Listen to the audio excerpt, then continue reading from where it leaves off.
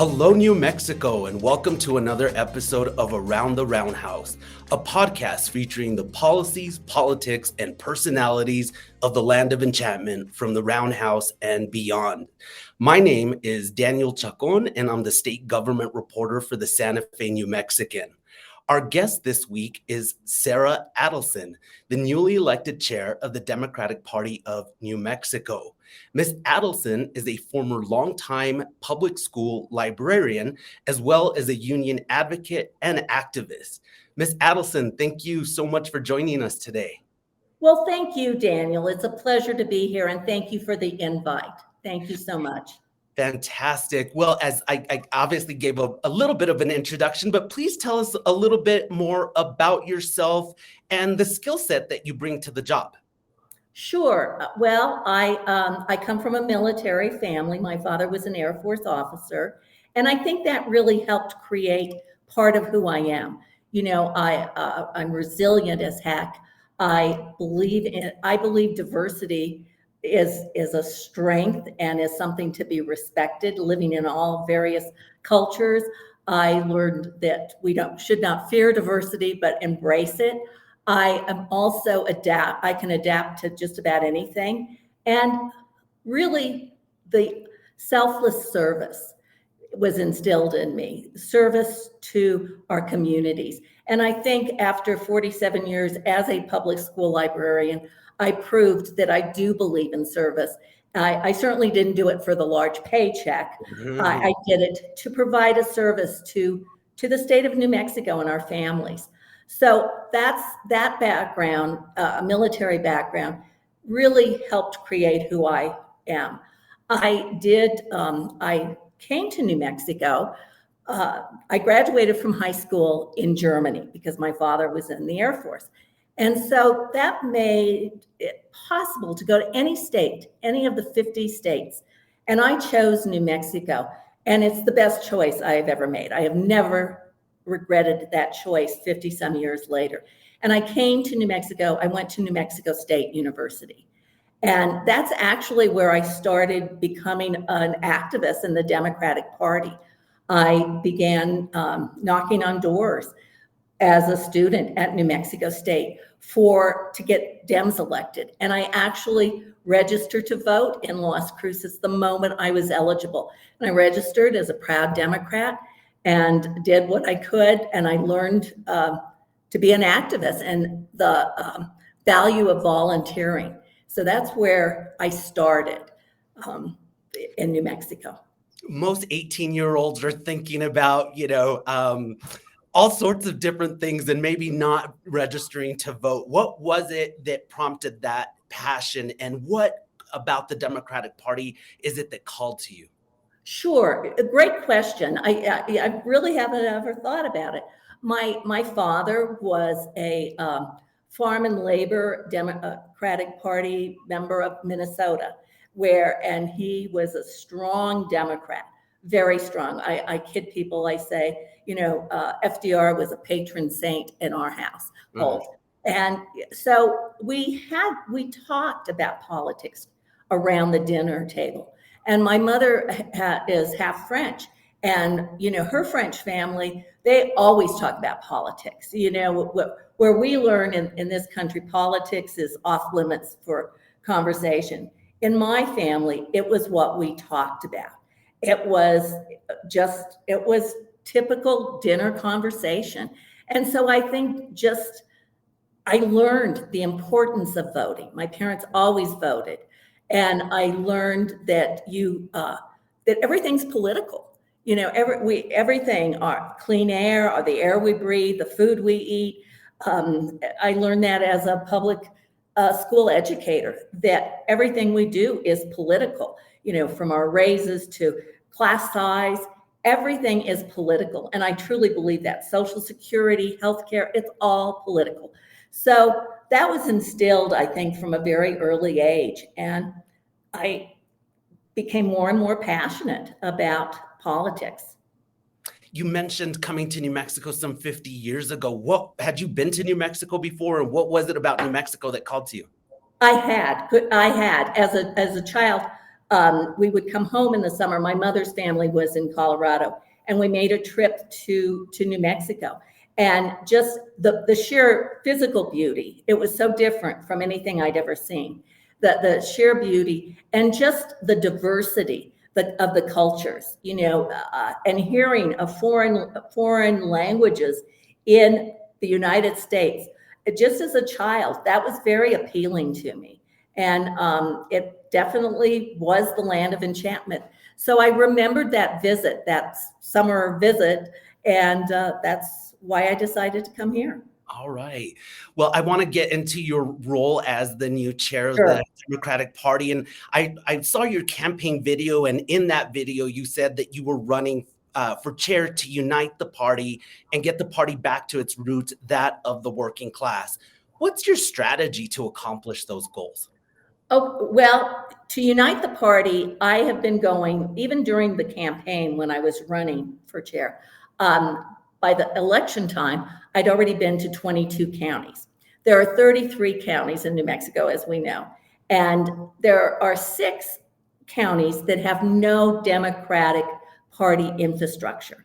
And I was really appalled by that, because New Mexico is a blue state. Why do we have counties that don't have a party? So that really pushed me that was one of the reasons I ran, and that was my platform. Right now, the 6 counties are Hidalgo County, Sierra County, DeBaca, Harding, Guadalupe, and Catron. We have almost got all of them now starting with a structure. That's very important. And for a state to remain blue, we need every county on board. So that's what I mean by uniting the party. Last night I was in Valencia County. After this interview, I'm hitting the road to Colfax County, up to Raton. And because I'm a union organizer, that's my background. Mm-hmm. The only thing asked of a union organizer is to listen. When we're recruiting members to the union or whatever we're organizing, we go to that person, we go to the people, and we don't talk. I'm not going up to Colfax County tonight and say, okay, this is what you're going to need to do. I'm going to go listen to what they need. And all counties have the same goal. They might have tiny differences, but our goal in the Democratic Party is to stay blue. And I'm going to go I listened to people last night in Valencia County all evening. And then you form a plan. How can I help? How can the party help in Valencia County? So that's what I'm doing to unite the party. And just showing up. I was in Little Torrance County a few weeks ago, and they were so happy to see someone from the party show up. And it's like, oh, all I have to do is show up. Well, not really. I'm showing up and I'm listening. And that's how I feel we're going to unite the party. And going back to the point of getting the party back to its roots, did the Democratic Party lose its way? I think so. I think it did. In this last election, I really do think it did. And I listened to a podcast several months ago it was with Stuart Applebaum, who happens to be the chair of the DNC Labor Caucus. Mm-hmm. And I just stepped down as the Labor Caucus of the Democratic Party of New Mexico. So my ears perked up to listen to him. And he said something that I think about every day. He said, the Democratic Party did not create the labor movement. The labor movement created the Democratic Party. And we've gotten away from that. And, we have to, I noticed that calling union members during the last election, they were voting against their best interests. So that's a challenge. It's a challenge I'm willing to take on and get our workers back to their party. The Democratic Party is the party of the working class. Ms. Attleson, something else that you said in your campaign video caught my attention. You said that you had talked to county party leaders across the state and that they felt unheard, isolated, and neglected. I'm going to ask you a pretty pointed question. Did your predecessor, Jessica Velasquez, drop the ball? I don't know. I don't know. Okay. Jessica was a good leader. And when she decided not to run, I called her and said, I'm going to run. I don't know. Maybe I'm not sure. Okay. Yeah. Well, Ms. Attleson, I want to switch over to some of the politics of New Mexico. In the most recent presidential election, President Donald Trump didn't win New Mexico, but he did make inroads in the state. Why do you think that happened? Why do you think that Kamala Harris lost ground in this most recent presidential election? And it certainly is a fact. We did, and that's the reason, one of the reasons I decided to run. The day after the election, I looked at the map and I looked at Rio Arriba, who I've always said Rio Arriba is the bluest county in the entire world. Forget the state, it's bright blue. It lost 10 points. It's now purple. I think people believed the message that Donald Trump was giving, and they bought it. And Trump did lose by 6 points, so there is that. Still too close, but not happy with that. And we have to stay blue. And counties like Rio Arriba are concerning to me and should be concerning to all of Democrats in New Mexico. We need to get them back to a brighter blue, away from being purple. Ms. Attleson, speaking of President Trump, give us your impressions of what's happening at the federal level under his administration. I'm really, I'm disheartened. I'm concerned. I'm very concerned. All of the cuts are cuts to the working class, not to the billionaires. And, it's becoming, Trump's party is the party of the billionaires. Well, how many billionaires? What's the percentage of billionaires in this country? It's not huge. We are a country of working families and middle class. And I am so disappointed about the cuts, the recent budget. These are all things that affect the people in this country. So the billionaires can have a tax cut. That's just, I'm appalled, actually. And every day there's more and more cuts. There's more and more changes. It's not a kind administration. Do you think that we'll see some backlash against Trump come the midterms, and that Democrats will benefit as a result? I think we're already seeing that. I think, a few months or weeks ago, I don't know, time is, so it's all been since the race. The judge in Wisconsin, Judge Crawford, I thought, Elon Musk poured billions or at least millions of dollars into that race. And here was a Democrat judge that did not have the funding that her opponent did, and she won. That to me was very hopeful. And we're seeing, there are some special elections where things are very hopeful, where Dems are winning. So I really do think, I know this sounds very simplistic, but when I was in the teachers union and when we would recruit members, we always said the best recruiter to get members into our union was a bad principal. If we had a bad principal at a school, we got 100% membership.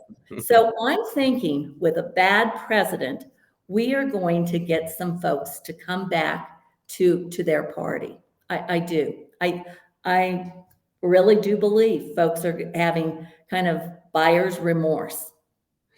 Ms. Attleson, as you know, the midterms are just right around the corner, it seems Yes, like. What do you think will be the biggest challenge for Democrats?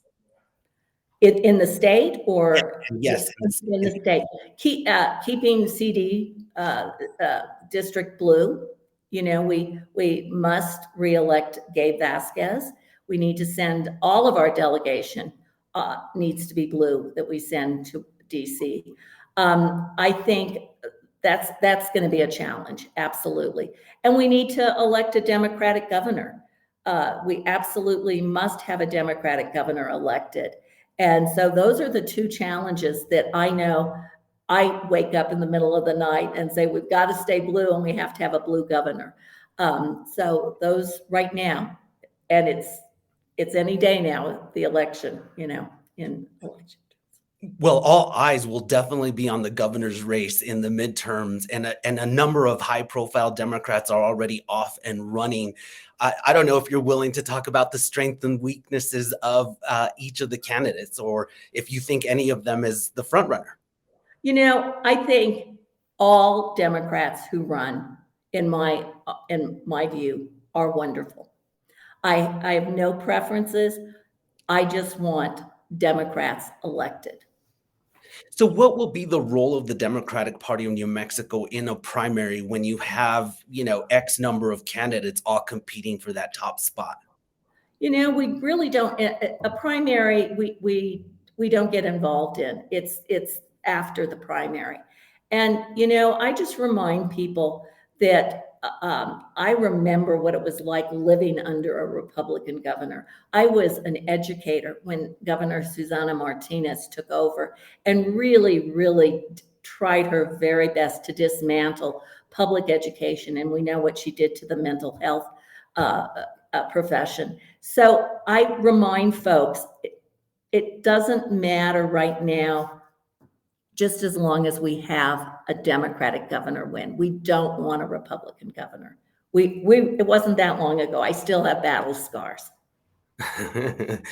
We have a number of Republicans that are have already announced or are considering.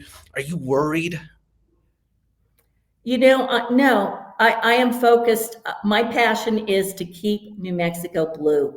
We have a leadership team at DPNM, and our goal, we have one goal, to keep New Mexico as bright a shade of blue as we can. So no, I'm not worried. We have energized Dems all over the state. So I am really not as worried as one would think. It sounds, based on our conversation, that you are already off and running, but I wanted to ask you, if you had a superpower, what would it be? Oh gosh. To be able to get to all of these counties in less time than it takes me, faster travel, I don't know. Just my superpower, I don't know. I really don't. Maybe the Democratic Party of New Mexico can invest in a helicopter? That would be fun, except I'm terrified of heights, so that wouldn't be great. But Ms. Attleson, as we discussed earlier, you served as a librarian for 45 years. What's your favorite book and why? Oh gosh. There are so many. And funny you should bring that up. This morning, I couldn't find a postage stamp that I had laid down. And I thought back to my favorite book in elementary school, and one I always loved sharing when I was in elementary, The Borrowers, because it's like, oh, the Borrows took that stamp, or, when I can't find that sock when I'm matching my laundry, it's like, the Borrowers are at it again. So I thought about that today. That's just currently on my mind. And I thought, oh, I loved that book as a child, and I loved recommending it to children. And so right now, today, that's my favorite book. It could change by the evening. Right on. Well, I got to tell you that I'm a little bit biased because librarians are some of my favorite people in the world. They've instilled in me this passion for books and for reading. May I ask you, what's the biggest misconception about librarians? Gosh. Oh, that we sit around all day and say, shh, we shush folks. I never did that. And, I know I got my master's in library science, and people said, you have to go to graduate school to be a librarian just to stamp out books. And it's like, yeah, we do more than that. We select books for our community. It's an art. We know how to reach out to the public. We know how to match individual to a book. It's much more than that. And so I think I always found it exciting, or I wouldn't have stayed for all those years. And I think just that we're boring and we shush people. And I don't think I'm as boring as people think librarians are. So. All right. Well, Miss Attleson, it's been so much fun speaking with you and spending time with you. Am I missing to ask you anything you'd like to add or tell the voters of New Mexico? Daniel, thank you. I would really like to do a huge shout out to the new vice chair, Cam Crawford. He is a union firefighter. So we have 2 union members who are leading the Democratic Party of New Mexico, which I think will help bring our party back to the working class. Cam Crawford is incredible. He's 23 years old. We have plans on how to bring young people back to the party, to engage young people. I am so excited about working with this very, very energetic and charismatic leader. So I do want to do a huge shout out to our vice chair, Cam Crawford. All right. Well, Miss Attleson, thank you so much. And on that topic, a shout out to my colleagues, Margaret O'Hara and Nicholas Gilmore, for filling in for me while I was away. And again, thank you so much, Miss Attleson, for joining this podcast, and for our listeners and watchers for tuning into Around the Roundhouse. Join us every week as we talk to newsmakers in the political realm by subscribing to our podcast through Spotify, Apple Podcasts, YouTube Music, or wherever you get your podcasts. For the latest developments, follow our coverage online at SantaFeNewMexican.com, where you can also subscribe to our political newsletter, The Roundhouse Report. Until next time, I'm Daniel Chacón, and this has been Around the Roundhouse.